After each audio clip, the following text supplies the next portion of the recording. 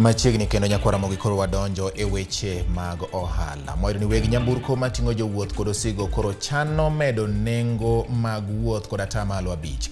Bang' duol matayo nengo mag modhi kod teko stima EPRA medo nengo modhi kod Sh5 kuom lita ka lita. Riwruok mar weg nyamburko kawuono ne owacho ni kaluwore kod medruok mar nengo modhi go, ohala mar ting'o osigo kata jowuoth ok be nyalore ka gidhi nyime kod nengo masani. Mana kaka Edwin Okotha miyo ler, jopiny medo yuago ngima ma medo idho ka weg nyamburko to ni kastembegi ok bi yie gi medruok mar nengo mar wuoth.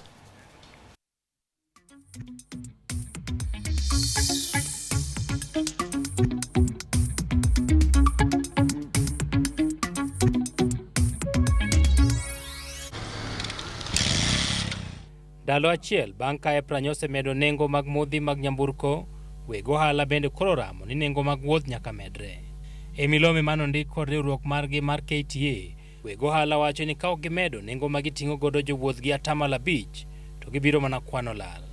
Ne jo apiko ma Migori kod Siaya, pek dhi neno ahinya to e loko nengo ne jowuoth ma ging'iyo ting'o gi nengo mapile, ka jowuothgo bende yuago pek mar ngima ma medore. Ipoke yudo ka fuel omedore malo, to kastembewa mang'eny ok ong'e mano. Koro wan gi sida nikech kaka wadwa chako associate kodgi ma mondo mi ging'i pesa mwadwa medo ni, ok wang'e ni dhi chalo nang'o. Nwagombo ni sirikal koyie nikech ji winjo matek sani ni ojnwago matin kata kama ne ntiere cha obeda beda, lakini bro chunowa ni mondo kapo ni persist to wawuogi kastembewa gi mondo ng'amo yie gi yie margi gi sida ma wan godo ni gimedwa kata mana 40 bob kuonde man wadhi gi 30. Ane kaka watiyo ka sani kech bech fuel medi, dhi chunowa ni mondo wambe wamedi at least mondo wambe wayude gimoro wadoge ot kang' ochopo godhiambo kata ochopo godhiambo bang' tieko tich.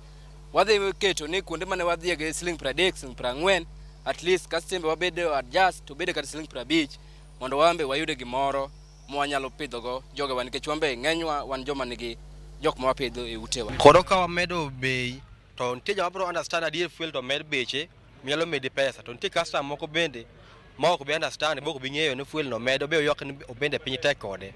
Koro wakwan sirikal okonywa mondo mi fuel odwoko piny, mondo japiny bende oyud service maro maber. Koro ga tich nyalo bedo mayot ne customer ma mutini pile mapile to ne japiny bende. Duol matayo nengo modhi kod teko stima EPRA nyolando ni nengo mag diesel kod petrol dhi med kod Sh5 e lita ka lita kaluwore kod medruok mar nengo modhigo e pinje maoko.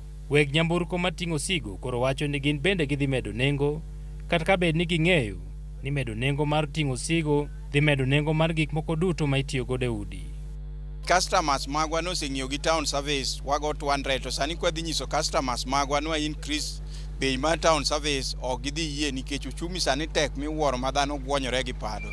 Koro wakwa mana sirikal mamalo niko yie to mondo giduoknwa bech mafuta piny koka wanyalo neno kaka watiyo gi customers magwa maber. Chuno wanyakwa bi wamed bei ni customer kuma wadhi ga 1,000 koro an wamedo donj Sh500 to customer kan yie gir kabilano.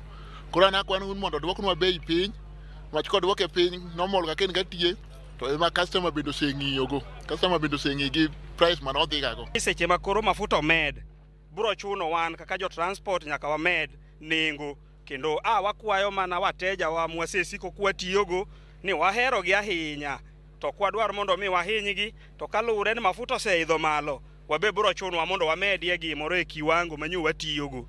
Sirikandwa mar Kenya to ng'iya ne gima timre, gima dhi e Kenya ni koro ok ober nikech nitie joma ok nyal mayutogi ni piny, to gik moko imedo nigi kinde ka kinde, nyiso ni oganda wabiro tho, kendo wabiro tho ma wabiro rumo. To wachomo yiero, koro ka watho ma warumo ka yiero pod ok ochopo, joma biro goyo ombulu wakia ni ginti biro yudgi kanye. Gikwayo piny owacho mondo tem kaka nyalore mondo nengo modhigo kik med idho. Edwin Okoth, Ramogi TV, Nairobi.